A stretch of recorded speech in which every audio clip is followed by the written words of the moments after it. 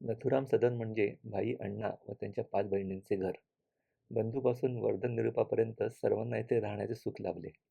त्याशिवाय भाईंचे भाचे, पुतणे आणि नातवंडे येथे दर उन्हाळ्याच्या सुट्टीमध्ये येऊन मजा करायचे.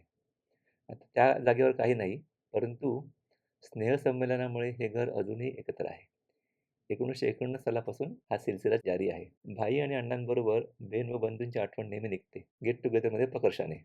यावर्षीचं गेट टुगेदर आयोजित केलं होतं रोहनच्या मौज रिसॉर्टमध्ये. तिथे सर्वात शंभू आधी आला, पण त्याला रिसीव्ह करायला आयोजकच आले नव्हते.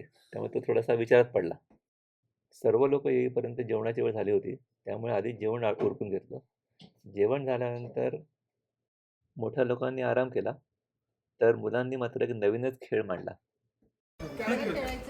आता मी तिरी आहे माझ्याकडे. सपोज कन्फ्युजन मी तिरी आहे, तर मी ही तिरी लावेल इकडे. जर खाली राहू शकतो तो किंवा तिथे, ठीक आहे. तर मी हा पत्ता टाकणार, उरलेल्या पानापैकी एक उचलणार. मग ही पण पत्ता आपला दाखवणार. संध्याकाळी बीचवर गेलो. तिथे उभा खो खो हा खेळ खेळलो. खूप धमाल मस्ती केली आणि नंतर मग देवळामध्ये गेलो, उसाचा रस प्यालो आणि परत आलो.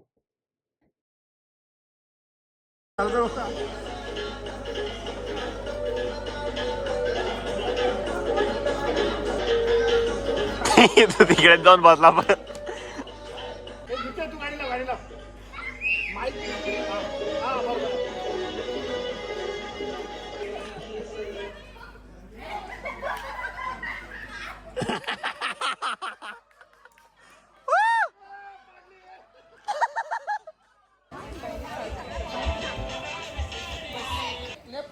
आपल्याला क्रॉस करायचं. Get out.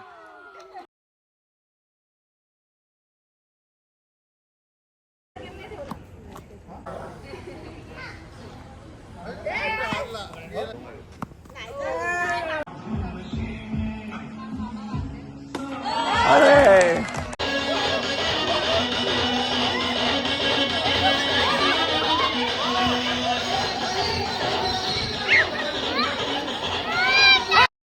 दुसऱ्या दिवशी दसर गावातील भवानगडावर आम्ही गेलो. तिथे नानाने मस्त पोच दिली, तर विनय, निलेश, आप्पा वगैरे मंडळींनी पूर्ण तटबंदीवरून एक फेरी मारली.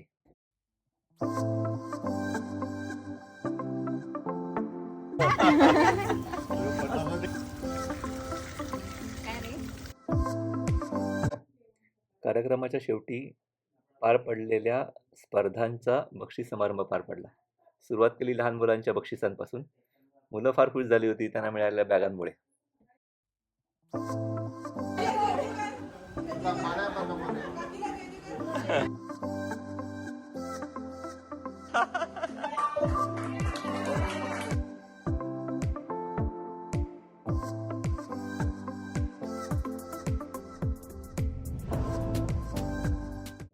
स्नेहसंमेलनाचा सर्वोच्च क्षण म्हणजे अचिव्हर्स अवॉर्ड.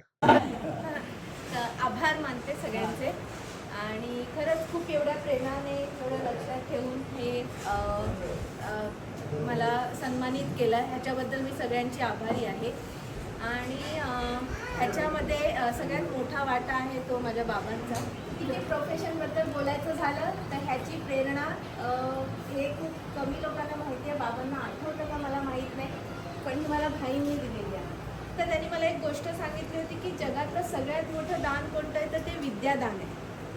आणि त्या दिवशीपासून मी ठरवलं होतं की मला टीचिंगमध्येच जायचं. निशालीला तर मी एकदम लहानपणापासूनच बघितलेलं आहे. हो, रिव्यूच्या आधी तिथेच मला भरपूर झपाटलेलं आहे.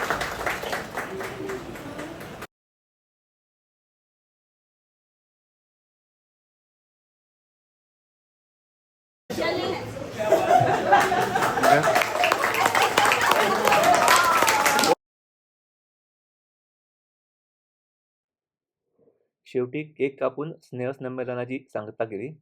आता पुढचे स्नेहसंमेलन 2027ला आप्पाच्या 75व्या वाढदिवसानिमित्त.